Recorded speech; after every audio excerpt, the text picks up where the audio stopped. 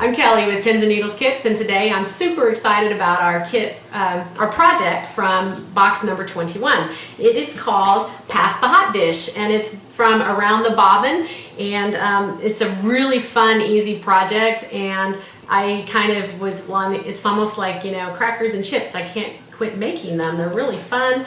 They'd make a great gift for somebody or for you, because we all go to family things and do take dishes with us. So the pattern has for a 9x13 casserole or for a 9x9. I think mine here is actually an 8x8, so this is a little bit big, but it doesn't matter, it still fits in there. So let's get started making the project. Okay, so the pattern has instructions for a 9x13 or a 9x9. So you need to decide which size you're gonna make, and then it also has instructions if it's a regular height dish or a little bit taller dish. And so you're going to cut out an exterior, an interior, 2 pieces of fusible cotton interfacing for the interior and exterior. You're going to cut out 2 handles and 2 fusible interfacings, and then you're going to cut out 1 piece of the bosal inner form for the entire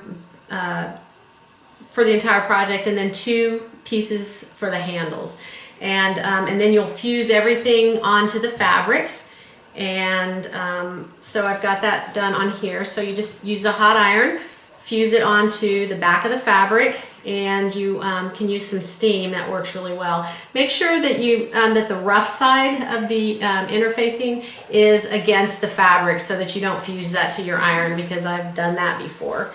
You also do the same thing with the handles. So you fuse to the back, and then what you're going to do with the handle next is you're going to press this in half, and then you're going to open it back up, and you're going to press these in like so.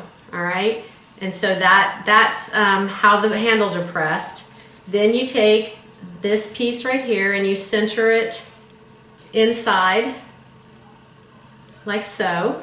Bring that over and bring that down, and we're going to sew this together. So I'm going to clip this together and then get it sewn. If you have a walking foot, it makes it a lot easier to sew thick layers of fabric together. What the walking foot does is this part right here rides on the screw of the needle, and so as it goes up and down, if you look down here, that moves up and down. So it feeds the top fabric at the same rate of speed as the bottom fabric.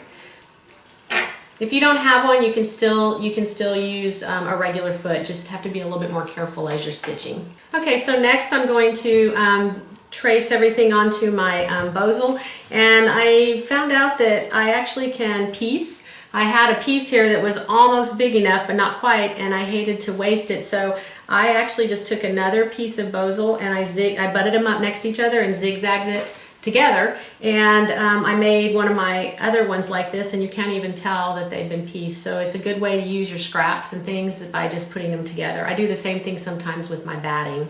So in the pattern, there are templates for the corners, and one is for the 9x13 and one is for the 9x9. So make sure that you use the correct template as you're drawing. So what you want to do is you want to lay this down, and sometimes you have to turn it right side up or wrong side down, whichever, but you want to make sure that you have this looking exactly like the picture in the pattern. So the little square tab goes against the long side, okay? And then you trace it off, and then you're going to flip this over and do the same thing on this side, trace it.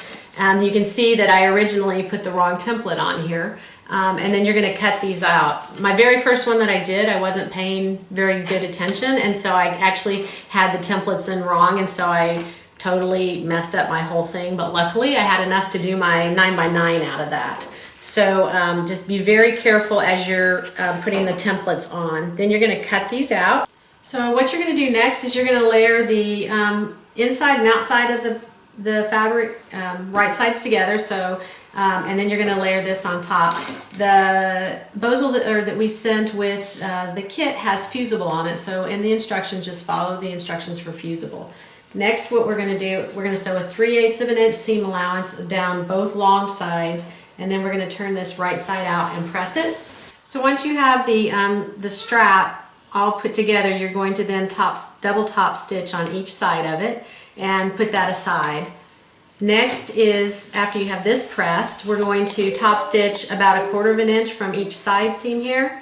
Then you're going to mark 2 1/4 inches down, and you're going to sew a seam here, sew a seam here. Okay? Then we're going to do our quilting, and so it's going to have a center quilting line and then 2 in between. So after we've done our quilting, next is putting the handles on. And so you have your handle here, and you're going to line this up 1/2 inch from the edge of the fabric here and about 1/8 inch from that seam line right there. And then you'll pin it or clip it, whichever's easiest. See if these clips will reach or not. Okay.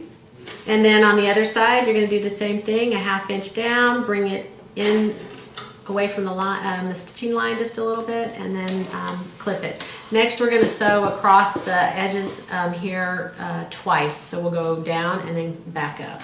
So when you put this on, make sure that you have that seam. See how this is the fold here? This is the seam. You want it facing the inside of the project, and this is sewn to the outside. So that's going to be the outside of the casserole dish. So the next part is we're going to fold this over on that seam line, and we're going to sew 1/4 inch seam allowance across here and across this side right here. And we'll do that on both sides of the casserole dish. So after we've sewn our 1/4 inch seam across here, we're then going to measure down from the seam, not from the edge, but from the seam, down, depending on the size of your casserole dish. She tells you exactly how far down to mark. And then you're going to draw a diagonal line from that mark to this corner.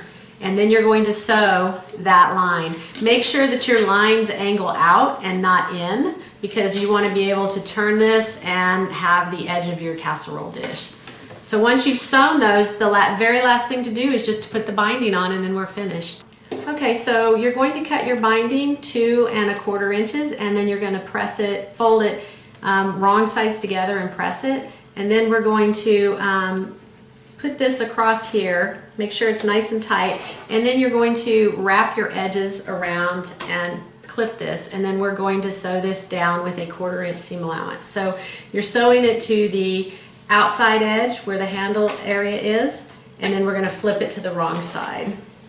Okay, so you're going to flip your binding around to the back, and then this one I just hand stitched it. You can also do a straight stitch right here in the ditch with your sewing machine if you'd like. I did that on the 9x9 one. So you can store it flat like this, and then when you're ready to use it, you just flip those corners in